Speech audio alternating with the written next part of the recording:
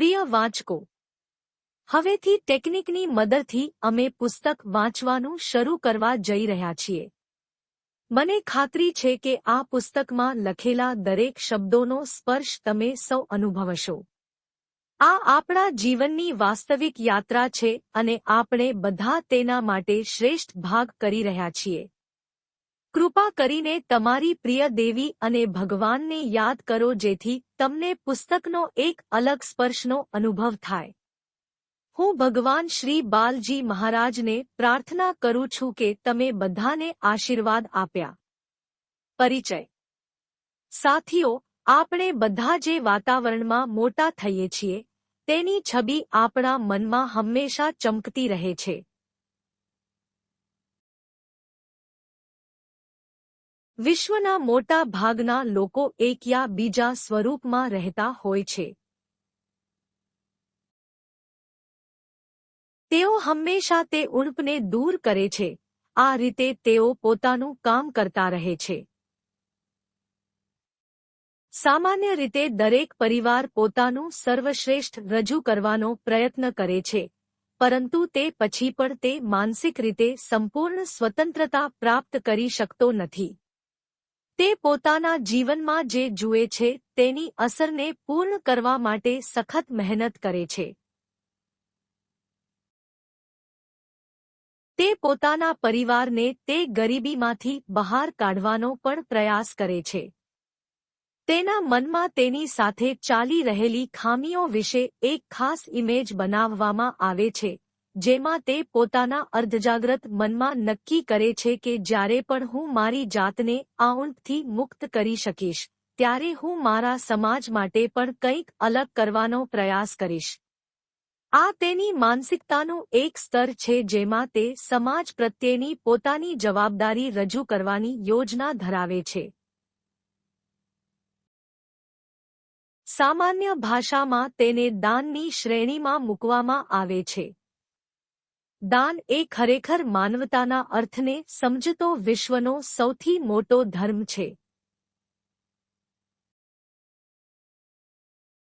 અર્થાત ઊર્જાનું એ સ્તર કે જ્યાં માનસિક સ્વતંત્રતા તેના ઉપયોગથી આપમેળે પ્રાપ્ત કરી શકાય છે.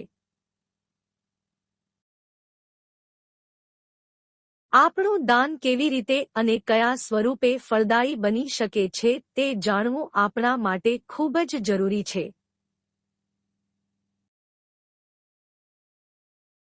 આપણું માનસિક સ્તર ખરેખર દાન અથવા પરોપકારી કાર્ય કરવા માટે પૂરતું પરિપક્વ નથી. પરંતુ ત્યારબાદ પણ આપણા દિલમાં હંમેશા તેની તરફ એક લહેર રહે છે. દાન કરતા પહેલા આપણને સંપૂર્ણ જ્ઞાન હોવું જોઈએ કે પ્રકૃતિ આપણને કેવી રીતે પુરસ્કાર આપશે. આપણા પ્રાચીન ગ્રંથોમાં દાનની ઘણી રીતે વિગતવાર સમજણ આપવામાં આવી છે. વર્તમાન આધુનિક શિક્ષણ પ્રણાલી માત્ર ઉચ્ચ સ્તરે આપણને લાભ પહોંચાડવાનો પ્રયાસ કરે છે, પરંતુ ઊંડાણપૂર્વકના સંશોધન માટે અમને તૈયાર કરવામાં તેની અપૂર્ણતા છતી કરે છે. આધુનિક શિક્ષકો જ્ઞાન અને શિક્ષણનો ઉપયોગ પરોપકાર માટે નહીં, પરંતુ તેમના પોતાના સ્વાર્થ માટે કરે છે. આવી સ્થિતિમાં વિદ્યાર્થીઓને શિક્ષણનો સાચો ઉપયોગ કેવી રીતે કરવો તે ખબર નથી. દાન કરતા પહેલા આપણે સૌ પ્રથમ ચર્ચા કરવી જોઈએ કે આપણે શા માટે અને કયા હેતુ માટે આ કાર્ય કરી રહ્યા છીએ. અજ્ઞાનતાને કારણે મોટા ભાગના લોકોને તેમના વતી જે ધ્યેય માટે દાન કરે છે તેનો યોગ્ય લાભ મળતો નથી. સામાન્ય રીતે એવું જોવામાં આવે છે કે સામાજિક કાર્યકરો તેમના દાનનો ઉપયોગ પ્રાયોજિત રીતે કરે છે. તે પ્રચાર દ્વારા પોતાનું ચિત્ર અને હેતુ પણ રજૂ કરે છે. જો તમે કોઈ ખાસ સંપ્રદાયના પરંપરાગત ગ્રંથોનો અભ્યાસ કરો છો, તો તેમાં એક વાત જાણી શકાય છે. દાન એ રીતે કરવું જોઈએ કે જમણો હાથ દાન કરી રહ્યો હોય તો બીજા હાથને તેનું જ્ઞાન ન હોવું જોઈએ. જો દાતા હંમેશા કવર પાછળથી નિસ્વાર્થ ભાવે દાન કરે છે તો કુદરત તેને તેનું સાચું ફળ આપે છે.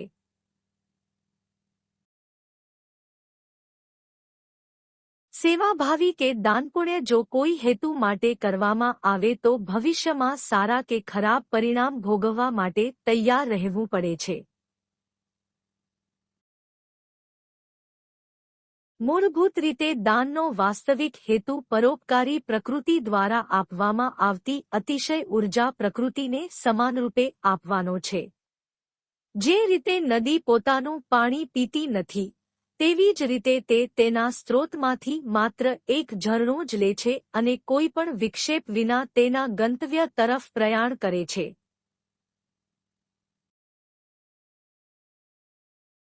તરસ્યો માણસ સ્વેચ્છાએ ઈચ્છે તેટલું પાણી ભેગું કરી શકે છે. એ જ રીતે દાનમાંથી ઊર્જાનો પ્રવાહ વહે છે. દાનની સાચી પદ્ધતિ તો દુનિયામાં પ્રચલિત છે, પરંતુ એ પછી પણ શા માટે સાચા અર્થમાં ન કરી શકાય એની પાછળ એક ખાસ કારણ છે.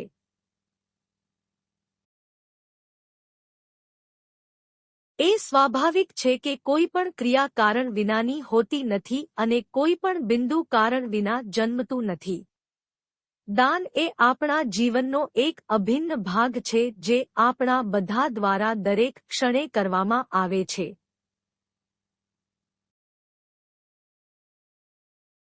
આ ભૌતિક દેહને આપણે કુદરત દ્વારા શોધી કાઢ્યો છે, જે 5 તત્વોનો બનેલો છે. અમે દરેક ક્ષણે આ 5 મહાન વ્યક્તિત્વોની સેવા કરીએ છીએ. પરિણામે આપણે પણ આપણી ઇન્દ્રિયો દ્વારા આ ભૌતિક જગતનો આનંદ માણીએ છીએ. આપણું ભૌતિક શરીર 70% પાણી છે. 30%નો મોટા ભાગનો ભાગ પૃથ્વી તત્વ દ્વારા પ્રાપ્ત થાય છે. અગ્નિ અને હવાના તત્વો લુપ્ત અવસ્થામાં આપણા ભૌતિક શરીરને પોષણ આપે છે. ભૌતિક શરીરના વિકાસ માટે આકાશ તત્વ અંદર અને બહાર ભાગીદાર બને છે. આપણા ભૌતિક દેહને અન્નામય કોષ કહેવામાં આવે છે. આપણો પ્રાણ માયકોષા જે ભૌતિક શરીરની બરાબર ઉપર લુપ્ત અવસ્થામાં ઉપલબ્ધ છે તે હવા દ્વારા દરેક ક્ષણે આપણી સાથે જોડાયેલો છે.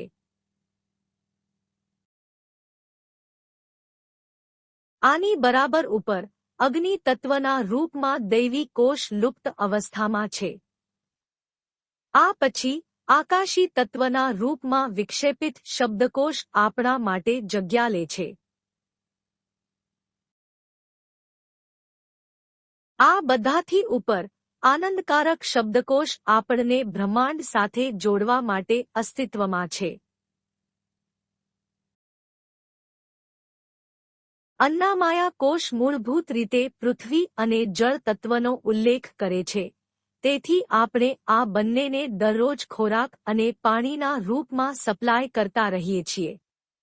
માનવીને પ્રકૃતિનું શ્રેષ્ઠ સર્જન માનવામાં આવ્યું છે, કારણ કે મનુષ્યમાં જે પ્રકારનું બૌદ્ધિક સ્તર હોય છે તે અન્ય કોઈ પ્રાણીને મળતું નથી.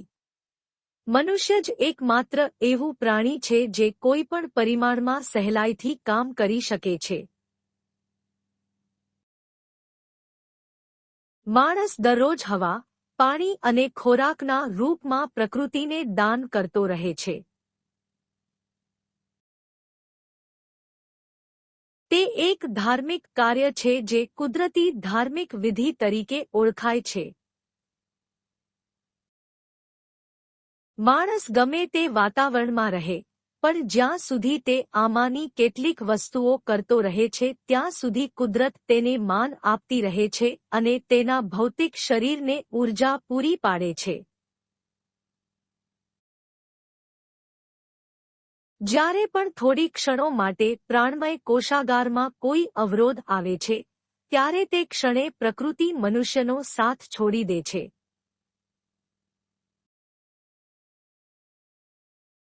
બીજી બાજુ લોહીના સ્વરૂપમાં જે પ્રકારનો પ્રવાહ દરેક ક્ષણે માનવ શરીરમાં વહેતો રહે છે, જો ક્ષણિક અવરોધ હોય તો હૃદયના ધબકારા અટકી જાય છે અને ભૌતિક શરીર થોડા સમય માટે હવા સાથેનો સંપર્ક છોડી દે છે. ક્ષણ જે રીતે નદીના વહેણમાં હંમેશા પ્રવાહ રહે છે અને આ પ્રવાહ દ્વારા તેનું પાણી શુદ્ધ રહે છે, તેવી જ રીતે જ્યાં સુધી ભૌતિક શરીરમાં લોહીનો પ્રવાહ દરેક જગ્યાએ ચાલુ રહે છે, ત્યાં સુધી શરીર સ્વસ્થ રહે છે. ટૂંકમાં, તમે દાનનો વિષય સમજી ગયા, જે આપણે મૂળમાં જાણતા નથી. જેમ કુદરતે કુદરતી રીતે માનવશરીરને દાનપુણ્યની શૃંખલામાં બાંધી દીધું છે, તેવી જ રીતે માનવીએ પણ આ ભૌતિક જગતમાં થતી ધાર્મિક પ્રવૃત્તિઓને સમજીને તેના પ્રત્યેની પોતાની ફરજ અદા કરવી જરૂરી છે. આપણી બધી જવાબદારીઓને સાચા અર્થમાં સમજવી અને નિભાવવી એ કુદરતની સૌથી મોટી સેવા છે.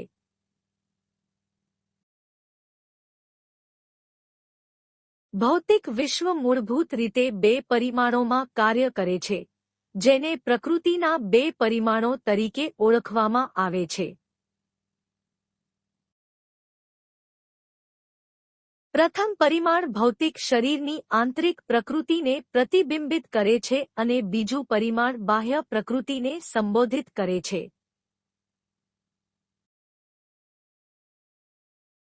પ્રાણી જગતમાં દરેક શરીરનું મુખ્ય કાર્ય બાહ્ય પ્રકૃતિને વ્યક્તિગત વાતાવરણ અનુસાર આંતરિક પ્રકૃતિ સાથે જોડવાનું છે. આ સંબંધનો 40% સુધીનો સંબંધ પ્રકૃતિ દ્વારા જ સંતુલિત હોય છે, પરંતુ 60% સજીવોએ પોતાની ક્રિયાઓ દ્વારા આ સંબંધ કરવો પડે છે. આ 40% મૂળભૂત રીતે મનની 7 જુદી જુદી અવસ્થાઓનો ઉલ્લેખ કરે છે. આ 7 તબક્કા 7 દિશામાં કામ કરે છે, જેના આધારે 7 દિવસ એટલે કે 7 દિવસનું નિર્માણ પણ થયું છે.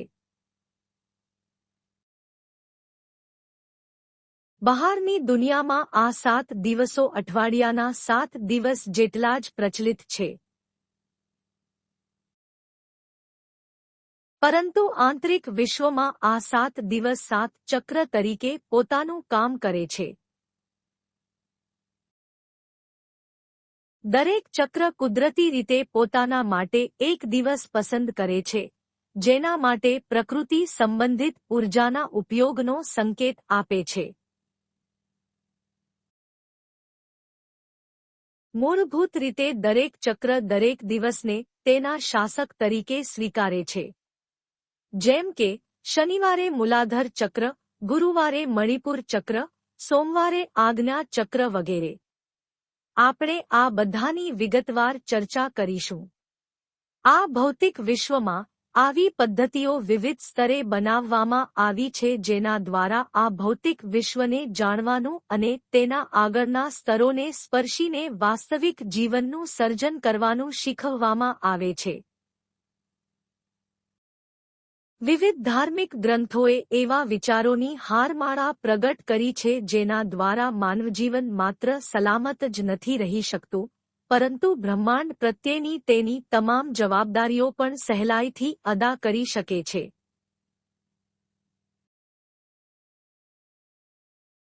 તમારે ફક્ત તેમને સમજવાની અને યોગ્ય રીતે કાર્ય કરવાની જરૂર છે. દરેક મનુષ્ય પોતાના સ્તર પર શ્રેષ્ઠ કાર્ય કરવાનો પ્રયત્ન કરે છે, પરંતુ પ્રકૃતિના અસંતુલનને કારણે તેના પ્રયત્નોને પૂર્ણ સફળતા મળતી નથી. જેમ જેમ તેમનો પ્રયાસ આગળ વધે છે, તેમ તેમ પ્રતીકાત્મક રીતે તેની અંદર સ્વચ્છ અને અપવિત્ર બંને પ્રકારની લાગણીઓ ઉત્પન્ન થવા લાગે છે. જ્યારે 60% પ્રકૃતિ પર ઘણી હદ સુધી અસર થાય છે, ત્યારે 40% લોકો તેની લાગણીઓની જેમ જ દિશામાં કામ કરવાનું શરૂ કરે છે. આવી સ્થિતિમાં માણસને સમજાતું નથી કે તે જે પણ કામ કરી રહ્યો છે તે સત્યને કેટલું સાબિત કરી રહ્યો છે.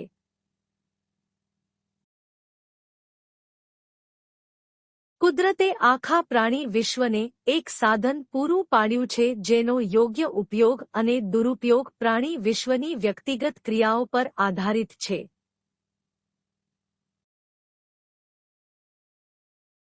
આ ઉપકરણનું નામ મગજ છે.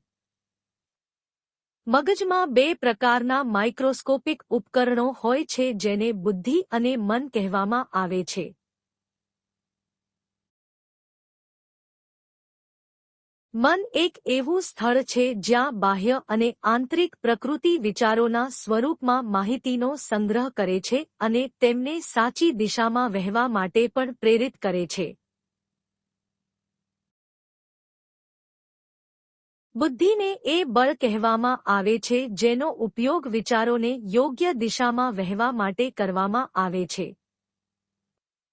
પ્રકૃતિમાં ઉપલબ્ધ તમામ વિવિધ પ્રકારના સજીવોની મગજની ક્ષમતાનું પોતાનું સ્તર હોય છે. મગજ એક એવી જગ્યા છે જ્યાં પ્રકૃતિના 5 તત્વો અને 7 દિશાઓ ક્ષણે ક્ષણે માહિતીના રૂપમાં એકત્રિત થતી રહે છે. બૌદ્ધિક બળની ક્ષમતા આ સંગ્રહને યોગ્ય જગ્યા અને દિશા પ્રદાન કરે છે.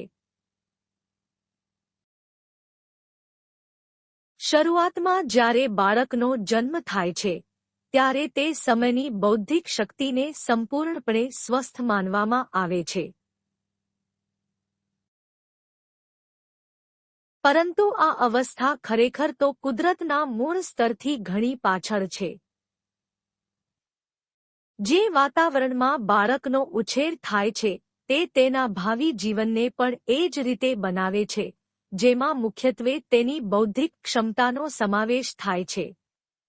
તેના ઉછેરના સમયગાળા દરમિયાન તેને જે પ્રકારનો ખોરાક, પાણી અને હવા આપવામાં આવે છે તેના આધારે તે લગભગ તેના મગજનો વિકાસ કરે છે.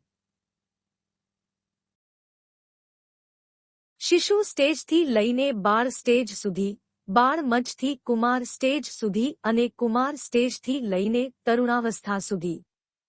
જ્યારે તે નાની ઉંમરે મુસાફરી કરે છે ત્યારે તેનું બૌદ્ધિક સ્તર લગભગ તૈયાર થઈ જાય છે.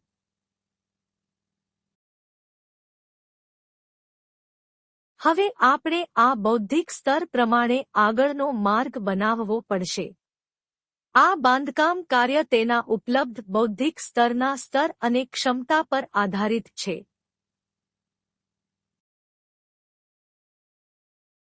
જો બૌદ્ધિક સ્તર સારી ગુણવત્તાનું હોય તો પછી ભવિષ્યને વધુ સારું બનાવવું શક્ય બને છે.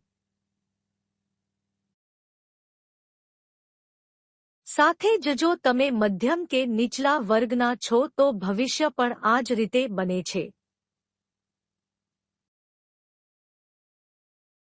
જો આપણે આ બાબતને એક દૃષ્ટાંતથી સમજવાનો પ્રયત્ન કરીએ તો આપણે જમીનને આપણા મન સાથે સરખાવી શકીએ. જમીનની ફળદ્રુપતા ક્ષમતા જેટલી સારી તેટલી વધુ ઉપજ ઉત્પન્ન થાય છે. જો ઉચ્ચ ગુણવત્તાવાળી જમીનમાં નીચા ગ્રેડના બીજને અંકુરિત કરવાનો પ્રયાસ કરવામાં આવે તો બીજ તેના નીચલા ગ્રેડના બીજને ઉચ્ચ ગુણવત્તામાં ઉત્પન્ન કરવા માટે સક્ષમ છે.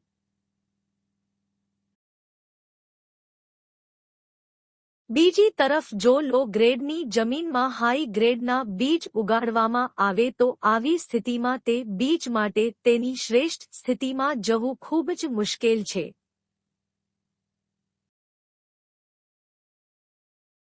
સામાન્ય રીતે તે બીજ મધ્યમ વર્ગ સુધી પણ તેની જવાબદારીઓ નિભાવવામાં અસમર્થ હોય છે અને નાની ઉંમરે લુપ્ત થવા તરફ જાય છે. તમે આ ઉદાહરણ મનુષ્ય કરતાં પણ વધુ જોઈ શકો છો. મોટા ભાગના માનવજીવનમાં પણ આવું જ હોય છે. સામાન્ય રીતે જંગલી પ્રાણીઓમાં આ પ્રકારનું વાતાવરણ ખૂબ જ દુર્લભ હોય છે કારણ કે કુદરતે તેમને એવી રીતે સ્થાપિત કર્યા છે કે તેઓ કોઈપણ વ્યક્તિગત સ્વાર્થ અને બંધન વિના તેમની ફરજો નિભાવે છે. મનુષ્યોને બાદ કરતા અન્ય તમામ સજીવો એક ચોક્કસ નિયમ પ્રમાણે પોતાનું આખું જીવન જીવે છે.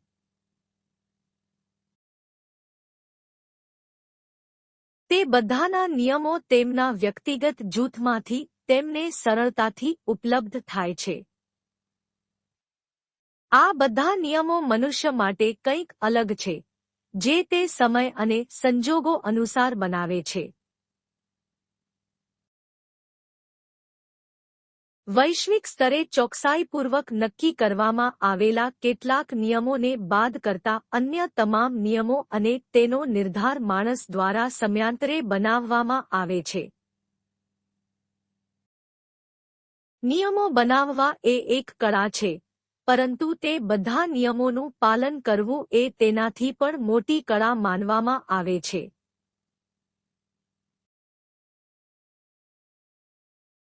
દાન કે દાનપુણ્યનો એક વિચિત્ર નિયમ પણ બનાવવામાં આવ્યો છે, જેને આપણે વિવિધ મુદ્દાઓનો ઉપયોગ કરીને વિગતવાર સમજીશું. હવે અમે તમને ધર્માર્થ એક વાસ્તવિક સત્યના પ્રથમ અધ્યાયની પૂર્ણાહુતિ માટે અભિનંદન આપી રહ્યા છીએ. સાથીઓ, આ એક એવું પુસ્તક છે જે તમારી વિચાર પ્રક્રિયાને બદલવામાં તમને ઘણી મદદ કરી શકે છે. જો તમે ખરેખર તમારું મન તમને સૂચના આપે છે તેવું જ કરવા માંગતા હો, તો પછી તમારા મોબાઈલમાં આ પુસ્તક ઈ-કોપી તરીકે હોવું આવશ્યક છે. જો તમને તેના માટે રસ હોય તો વર્ણન બોક્સમાં લિંક આપવામાં આવી છે, તો કૃપા કરીને ફોર્મ ભરો અને હમણાં જ એક નકલ બુક કરો.